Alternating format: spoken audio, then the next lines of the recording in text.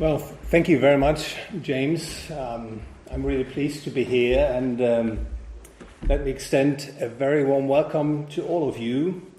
And ladies and gentlemen, thank you very much for coming and for your interest. I'm most grateful that I found my way to the United Kingdom, made it to Oxford, got a parking space in the city centre, and reached Christ Church lecture room number 2 in time. I got an umbrella with me, and I feel you can imagine how revealed and excited I am, but don't worry, I'm not getting hysterical tonight. My particular gratitude is, of course, to James and his team of the Oxford University Mises Society for making our meeting possible, and much appreciated, James. And I have also to say that it is truly wonderful to see that there is a Mises Society in the University of Oxford, and I think it is of the utmost importance to bring the ideas of the Austrian School of Economics to the attention of a broad number of people, of a great number of people, ideas which promote a peaceful and productive organization of human affairs, nationally and internationally. From my viewpoint, the Austrian ideas, especially in the tradition of Ludwig von Mises, I may say I consider him as one of the greatest economists and social philosophers of the 20th century, are especially needed in our time. The title of my presentation is Hayek's Denationalisation of Money, Some Critical Remarks. It is about a book written by the economist and social philosopher Friedrich August von Hayek in 1978. Friedrich August von Hayek was born in 1899 in Vienna, Austria, and he's one of the most prominent representatives of the Austrian school. He received in 1974 the Nobel Prize in Economics together with the Swedish economist Gunnar Myrdal. He worked in Austria, in the United Kingdom, in the United States of America, later in Germany, where he died in 1992. In a nutshell, Hayek's denationalization of money calls for putting an end to the state's or the government's monopoly of money production, replacing it with a free market in money. At first glance, this seems to be a rather radical proposal. At a second glance, however, we will recognize that there is actually strong economic and ethical support for Hayek's idea. It was Karl Menger, the founding father of the Austrian school, who, in his Principles of Economics, that was published in 1871, put forward a theory of the origin of money. Menger argues that money has emerged spontaneously from the free market and out of a commodity, such as precious metals. And in 1912, Ludwig von Mises gave Menger's theory a rigorous logical explanation with his so-called regression theorem.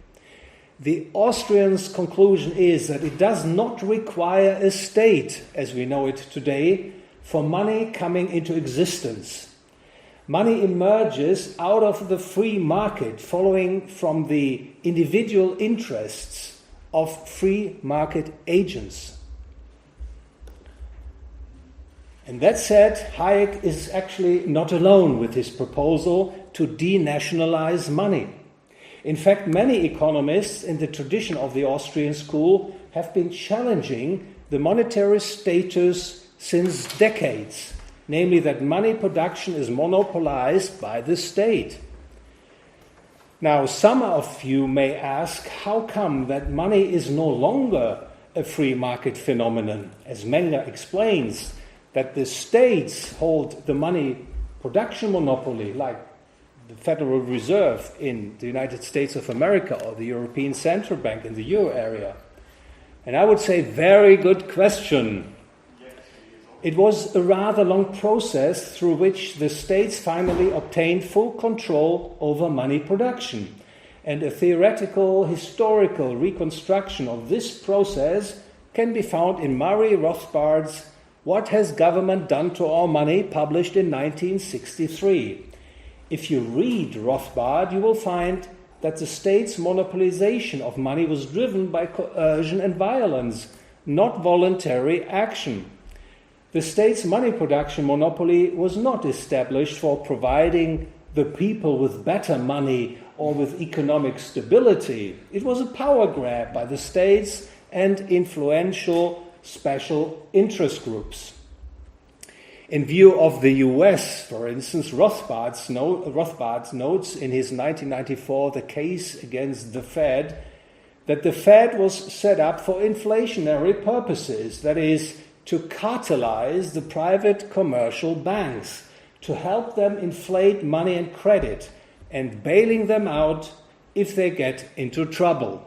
And of course, financing government deficit spending most conveniently with inflation or fiat money expansion. Hardly an ethical justification for central bank and fiat money. And on this slide, this is the second slide I would like to show you. On this slide, I give you some more literature on the issues we will be discussing tonight. You find, of course, Hayek's Denationalisation of Money from 1978, but you may also be interested in the earlier version of his study, namely Currency Choice, A Way to Stop Inflation, from 1976. I also refer you to the work of Ludwig von Mises and Murray Rothbard on money and free banking. Also of interest could be my own critique of Hayek's more technical considerations from 2016. Finally, L.J. Sechrest's Free Banking Theory History and a laissez-faire model from 1993 might also be insightful reading for you. In his Denationalisation of Money, Hayek proposes to give people the freedom of choice in money affairs. You and I, we all, should be free to choose the kind of money we think is best for our purposes. And at the same time, people should be free to provide their fellow people with things they voluntarily wish to use as money. It is as simple as that. Hayek indeed rejects the monetary regime status quo. And just to remind you, today the world over we find state-controlled monetary systems. State-owned central banks hold the monopoly of money production, to be precise, of the production of so-called central bank money. Commercial banks have received a state license, allowing them to produce their own kind of money, which is called commercial bank money, on top of central banks' central bank money. So let us ask the question, why does Hayek come up with his proposal to end state money production monopolies, replacing it with a free market in money? Well, when Hayek published his Denationalisation of Money in the 1970s, goods price inflation was very high, unacceptably high. What had happened then? Well, the US administration had ended the gold redeemability of the US dollar on 15th of August 1971. This unilateral decision on the part of the Americans effectively established a worldwide fiat currency system, a system in which every currency is no longer redeemable into anything. As a result, the quantity of money could be increased in any amount at any time seemed politically expedient, and many states and politicians took advantage of this opportunity. They ran up enormous deficits financed by the issuance of newly created fiat money. And the strong increase in the quantity of fiat money made goods price inflation go up sky high. People in the US experienced what they later called the Great Inflation, with annual consumer price inflation numbers running in the double digits. Similar developments unfolded in many European countries, most noticeably in the United Kingdom. Being an economist in the tradition of the Austrian school, Hayek has a special interest in monetary theory and, of course, the monetary business cycle theory explaining the recurrence of boom and bust. Hayek is acutely aware of the destructive forces set into motion by inflation. And so it doesn't take wonder that Hayek reacted most sensibly to the inflationary tendencies of his time.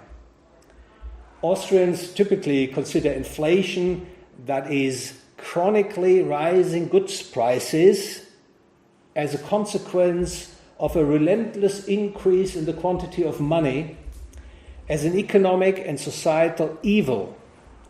Inflation destroys the purchasing power of money. If goods prices rise, you can buy less and less with your money unit. Also, inflation is socially unjust. It enriches some, namely the first receivers of the newly created money, at the expense of the many, namely the late receivers of the newly created money. What is more, inflation undermines the effectiveness of using money in economic calculation. And this, in turn, induces consumers and producers to make bad decisions, disrupting the process of wealth creation. Most importantly, inflation caused by an expansion of the fiat money supply leads to boom and bust cycles, economic and financial crises, which in turn result in hardship for many people. And finally, the issuance of fiat money helps the state, as we know it today, the government, to expand, to finance wars most easily at the expense of the freedom and liberty of the people. In fact, Hayek, in his critique of the state's money production monopoly, emphasizes that inflation is typically the result of governments spending too much relative to tax revenues and increasing the issuance of fiat money to finance the deficit. Indeed, governments have a strong economic incentive to impose the inflation tax on the people, to enrich itself at the expense of consumers and producers, causing great damage to the economy and society. Hayek put it succinctly when he writes, quote, "With the exception only of the period of the gold standard, practically all governments of history have used their exclusive power to issue money to defraud and plunder the people." Quote ends. So now we know why Hayek calls for a denationalization of money. He makes a proposal to give people sound money, an alternative to inflationary money that is produced under the state money monopoly. Speaking of money, do you actually know what money is? Most of you do, I guess. You know that money is the universally accepted means of exchange. But there's more to know about money. Ludwig von Mises pointed out, and this may perhaps surprise many of you, that money has just one function, and that is the means of exchange function. The unit of account function and the store of value function are just derivatives of money's means of exchange function. What is more, money is a good like any other. It is not special. It is the most liquid goods of all. It has the highest marketability, so to speak. Money being a good like any other, its value is determined by the law of diminishing marginal utility, like the values of all other goods are. In this context, and from the viewpoint of the acting individual, like you and me, the law of diminishing marginal utility says that, first, a higher stock of money is preferable to a smaller stock of money, as the former allows us achieving more objectives than the latter. And two, the marginal utility of the money unit declines the more money units there are available to the actor. In other words, a change in the quantity of money in my hands leads to, other things being equal, changes in the marginal utilities of the money unit and of all other vendable non-money items, from my subjective point of view. And if you agree, then the conclusion is all an increase in the amount of money is lowering the money unit's marginal utility and consequently its purchasing power compared to a situation in which there had been no increase in the money stock. Another conclusion is the following: it does not matter what the magnitude of money is in the economy, that any currently prevailing money quantity is, so to speak, optimal. A money supply of, say, 15 billion euro is as good or bad as a money supply of, say, 2 or 5 billion euro. If the quantity of money is large, goods prices will be relatively high.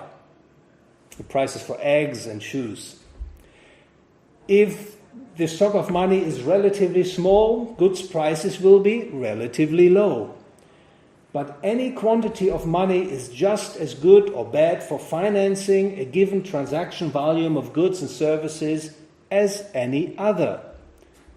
In sum, we can say that an increase in the quantity of money does not, unlike the increase in all other goods like shoes and food and cars, etc., an increase in the quantity of money does not confer a social benefit. That a growing economy does not necessarily need an expanding quantity of money. An insight from the Austrian school which is diametrically opposed to today's mainstream economic thinking. I just remind you in this context, think of the policy of quantitative easing, that is the policy of increasing the money stock, which mainstream economists see as particularly beneficial to the economy in times of crisis. With that in mind, let us return to Hayek's proposal and let us ask the question, how would a free market in money work? I guess most of you like free choice when buying, say, food, sport shoes, books, computers, furniture, cars, houses, etc. And I guess it doesn't take much to convince you that a free market caters best to the needs of the consumers, providing them with goods of the highest quality at the lowest possible prices. When it comes to money, you may be asking yourself, how could a free market in money possibly work? Well, it would work like this. People making exchanges would preferably use a medium of exchange that is most widely accepted, that has the highest marketability. I, for instance, would seek to get hold of a medium of exchange which, from the viewpoint of my trading partner, say a baker, which is from the viewpoint of my trading partner, a baker, most highly valued. And the baker, in turn, would seek to hold a medium of exchange that can be most easily exchanged at the shoemaker, and so on. In other words, in a free market in money, it would be the demand for money that determines what money is. It is the people in the free marketplace that make this choice. Of course, people will seek good or sound money, just as they demand good shoes and good cars and not bad shoes and not bad cars. When making their money choice, people will realize that the thing that should serve them as money must meet certain characteristics. For instance, it must be scarce, homogeneous, durable, visible, divisible, mintable, transportable. It must represent a relatively high exchange value per unit, and other requirements may be added. When we look into monetary history, we see that people mostly, if they had the freedom to do so, opted for precious metals as money, preferably gold and silver, even copper to a degree, because precious metals were, from the viewpoint of money users, considered the best option. Of course, we wouldn't know what kind of money would emerge in a free market in money. As you know, the free market is a discovery process, as Hayek put it, and its outcome cannot be predicted with certainty. However, in view of what we just said, it is highly likely, or I maintain that it is highly likely, that people would, if we open up a free market in money right now, the world over, people would choose gold and silver, or perhaps a crypto unit such as Bitcoin. But before we explore this idea any further, let me ask you the following question. Is Hayek's proposal for a denationalization of money, for opening up a free market in money, convincing? It is fair to say that Hayek's study drew a lot of criticism. Most argued his concept would be unrealistic, even undesirable. Among mainstream economists, Hayek's idea had remained a sideshow for many years. This might be, and in no small part, I guess, due to some inconsistencies in Hayek's line of argumentation. Let me give you just two examples. Example number one. Hayek, in his study, confuses money proper with so-called money substitutes. Hayek thinks that in a free market there would be competition between private money issuers, each issuing its own currency. And this made some mainstream economists say that it would lead to monetary chaos. In this context, however, it is important to distinguish between money proper and money substitutes. In a free market in money, people would decide what goods or what good will become money proper, such as, for instance, gold or silver or crypto unit. Then, under free banking, money warehouses would spring up, offering services in terms of storage, settlement, and safeguarding money proper. If, for instance, Mr. Miller decides to deposit 10 gold ounces with a money warehouse, say the Polleit money warehouse, he will receive in return a money warehouse receipt, a so-called money substitute that can be used in transactions and can be redeemed in full at the Polleit money warehouse at any time. The important point is, money warehouses will compete in terms of money substitutes, not in money proper. In a free market in money, people choose the kind of money they wish to use. And once this decision has been made, the remaining competition is among money substitutes issued by competing money warehouses. Example number two. Hayek fails to factor in a crucial lesson from the so-called monetary theory of the business cycle. Hayek thinks that in a free market in money, new money can be produced through literally printing up new money or loaning new money into existence. Now, new money cannot be created ex machina. This we know from Ludwig von Mises' regression theorem. Just think of a situation in which I take little paper tickets write the name Polleit on it and the number 10 or the number 100. No one who is in his right mind will accept my paper ticket as money. No one would know what the exchange value of these paper tickets would be, and so no one would accept them. It is the regression theorem that tells us that unbacked money cannot emerge voluntarily and spontaneously, and Hayek doesn't factor in this important insight. And if the new money is loaned into existence, Hayek's competing currency idea would basically result in a world in which monies are created out of thin air. It would suffer from the same economic and ethical deficiencies as state-controlled fiat money monopolies. These monies would be inflationary and set into motion a boom and bust cycle. The bottom line is that Hayek's idea of creating new money by printing it up out of nothing or loaning it into existence cannot convince. It would not work. It would not pave the way towards sound money, and thus it must be rejected. In view of the criticisms I have leveled against Hayek's denationalisation of money, I hasten to make clear that my criticisms merely refer to technicalities.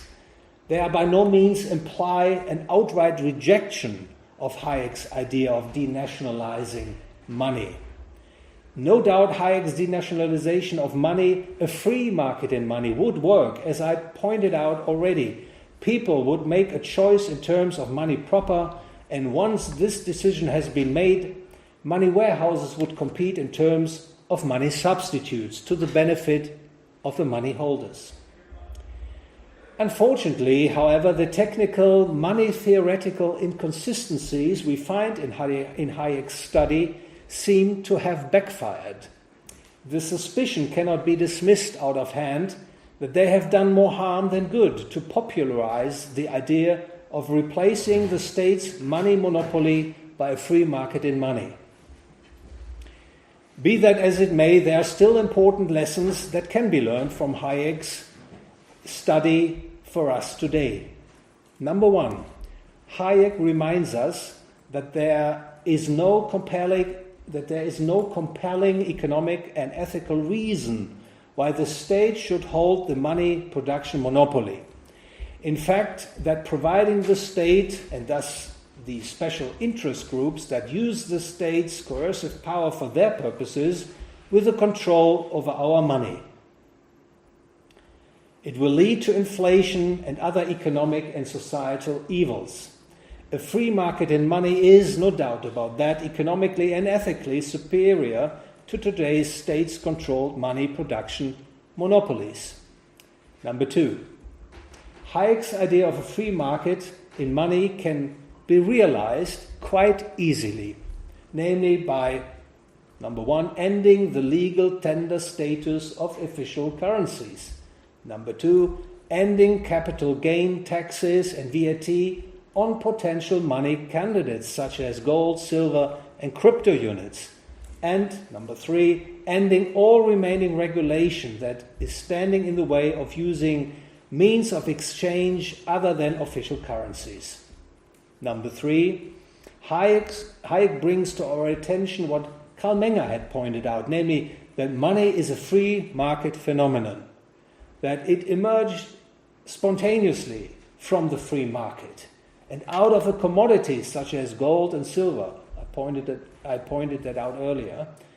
A theory that Ludwig von Mises provided with a rigorous praxeological, as he would say, foundation. And this insight, namely that money is a free market phenomenon, that it does not require a supply monopolist, lets us better understand that the developments in the markets for crypto units, for instance, the emergence of markets for crypto units has a reason. It is the search for better money, as people have become increasingly disenchanted with today's official fiat currencies. And one is, at least I'm inclined to think, that Hayek would be in favor of crypto markets and also of all other entrepreneurial endeavors to provide people with better money, like, say, precious metals-based payment systems. In an interview in 1984, Hayek's words support this notion. Hayek said, and here I quote, and he was 85 years when he made that interview, quote, "I don't believe we shall ever have good money again before we take the thing out of the hands of government. That is, we can't take them violently out of the hands of government. All we can do is by some sly roundabout way introduce something that they can't stop," quote ends. Hayek would have no problem, I guess, with the emergence and acceptance of a kind of money that is beyond the reach of the state, that cannot be suppressed by the state, that cannot be increased at will in any amount politically desired by the state, a money that won't be inflationary, and thus stands in sharp contrast to today's state money production monopolies. Ladies and gentlemen, let me conclude by saying that Hayek's proposal for denationalizing the currency, that is ending the state's money production monopoly and opening up a free market in money, is as relevant as ever. Perhaps it is more relevant than ever. Hayek's study is important for us, as it encourages us to have an open and thorough debate about the idea of moving towards a free market in money, thereby understanding all the serious problems of today's state-sponsored fiat money regimes. Let's face it, today's worldwide fiat money regime is an economically and socially destructive scheme with far-reaching and seriously harmful economic and societal consequences. Fiat money is inflationary. It benefits a few at the expense of many others.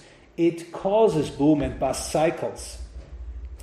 It leads to over-indebtedness. It corrupts society's morals, and it will ultimately end in a depression on a grand scale. All these theoretical insights, however, which have been put forward by the scholars of the Austrian School of Economics years ago, hardly play any role among the efforts of mainstream economists, central bankers, politicians, bureaucrats in identifying the root cause of the current financial and economic crises, and against this backdrop, formulating proper remedies. This should not come as a surprise, though. The purpose of policymakers and their influential experts is to keep the fiat money regime going, whatever it takes. However, it will not end well. Fiat money is incompatible with the free economic and societal order. It will destroy the productive and peaceful cooperation among men. And this is why we should pay attention to Hayek's idea, to the Austrian idea. End state control over money.